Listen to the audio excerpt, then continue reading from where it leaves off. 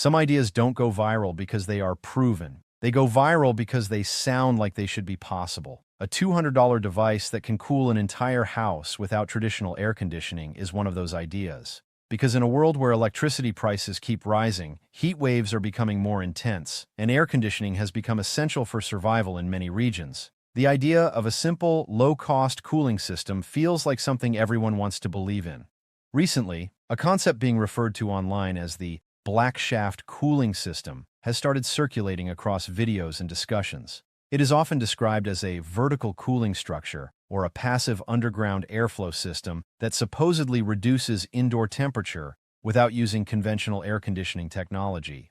Some claims even suggest it could dramatically cut energy usage or, in certain conditions, replace traditional cooling systems altogether.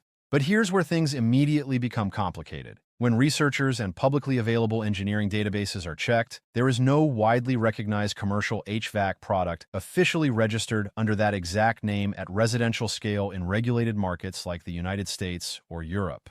So that leads to a very important question. If a $200 cooling system really existed that could replace air conditioners, why is it not widely documented or adopted in mainstream engineering and construction industries? Take a moment and think about it, and I want you to answer this in the comments. Do you believe a low-cost system like this could actually replace modern air conditioning? Or is this just another misunderstood idea being exaggerated online? Let me know what you think before we go deeper into the investigation. Because to understand what's really going on here, we need to separate three things that often get mixed together online. First is actual physics. Second is experimental engineering. And third is online interpretation of both. And when those three overlap without clear explanation, that is when confusion spreads the fastest. Now, beneath the surface of this black shaft discussion lies something that is real and well documented in engineering history: passive cooling systems. These systems do not use compressors, refrigerants, or heavy electrical consumption. Instead, they rely on natural temperature differences, airflow movement, and underground thermal stability to reduce heat inside buildings. For centuries, architects in different parts of the world have used similar principles in various forms. From wind towers designed to capture and guide airflow, to underground channels that naturally cool air before it enters living spaces. The science behind this is simple and well understood. The deeper you go underground, the more stable the temperature becomes. Unlike surface air, which fluctuates dramatically with weather and seasons, underground environments maintain relatively consistent thermal conditions. So when air is directed through underground pathways or insulated vertical shafts, it can lose heat naturally before reaching the interior of a building. This principle is real, it has been tested, and it is still used today in certain architectural designs. But here is where the difference begins between reality and online claims. Reducing temperature is not the same as replacing air conditioning. Because modern AC systems do more than just cool air. They actively control humidity, regulate temperature precisely, and maintain consistent indoor comfort even during extreme external conditions. Passive systems, on the other hand, depend heavily on environmental factors. So their performance can vary dramatically based on climate, soil conditions, building design, and airflow efficiency. And this is exactly where the controversy begins. Because while some people see a promising low-energy cooling concept, others see an oversimplified claim being presented as a complete replacement for complex engineering systems. When a concept suddenly appears online and starts spreading fast, it often feels like it came out of nowhere. But in reality, most of these ideas are not new inventions at all. They are reinterpretations of older engineering principles, reshaped for a modern audience that is looking for cheaper and simpler solutions. The so-called black shaft cooling idea appears to fall into this category. Because when you trace the underlying concept instead of the name, what you actually find is a combination of known passive cooling techniques, especially those related to underground thermal exchange and vertical airflow systems. In architecture and environmental engineering, there are documented systems that use vertical shafts or underground air channels to regulate indoor temperature. These designs are based on the natural principle that air temperature stabilizes below the Earth's surface. So when outside air is pulled through deeper, insulated pathways, it can lose heat before entering a building. This is not theoretical. It has been used in different forms for centuries, especially in traditional architecture found in hot and dry regions of the world. These systems were not called black shaft in any official sense, but they achieved similar goals: reducing indoor heat using natural airflow instead of mechanical cooling. So the question becomes, if these principles already exist, why is there so much attention around this $200 version being discussed online? The answer is not in the science itself, but in how it is being presented. Because in many online discussions, these traditional or experimental cooling principles are being simplified into a single, powerful claim that a small, low-cost system can replace modern air conditioning entirely. And this is where engineering reality begins to separate from internet interpretation. From an engineering perspective, cooling a home is not just about lowering temperature. It is about maintaining consistent thermal comfort under changing environmental conditions. Modern air conditioning systems achieve this by actively controlling multiple variables at the same time: temperature, humidity, airflow speed, and heat exchange efficiency. This requires continuous energy input and precisely engineered components. Passive cooling systems, including underground airflow or shaft-based designs, work very differently. They rely on natural heat transfer and environmental stability, which means their performance is not actively controlled. It is dependent on external conditions. For example, in dry climates with stable underground temperatures, such systems can provide noticeable cooling benefits.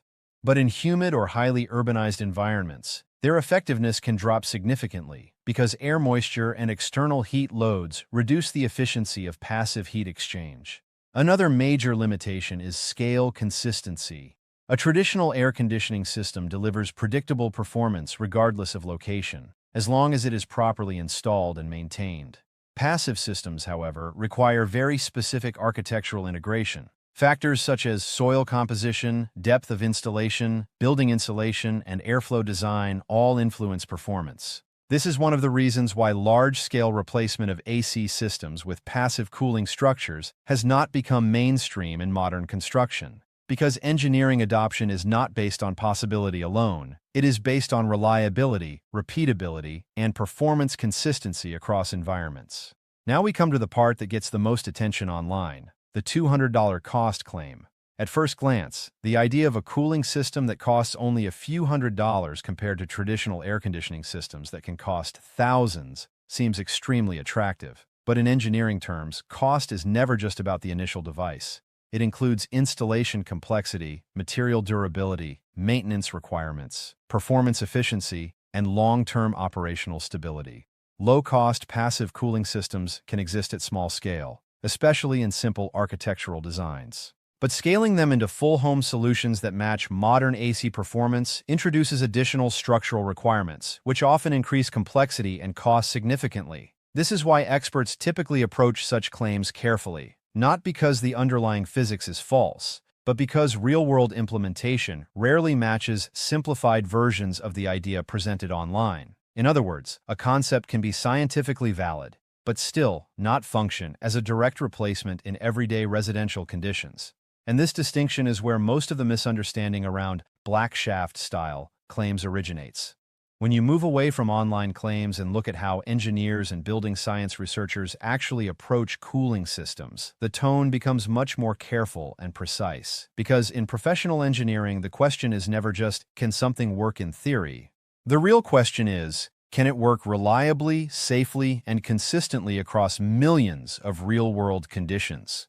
And when it comes to passive cooling systems like underground airflow or shaft-based designs, the general consensus in building science is balanced rather than extreme. Experts widely acknowledge that passive cooling is real, effective in the right conditions, and already used in sustainable architecture.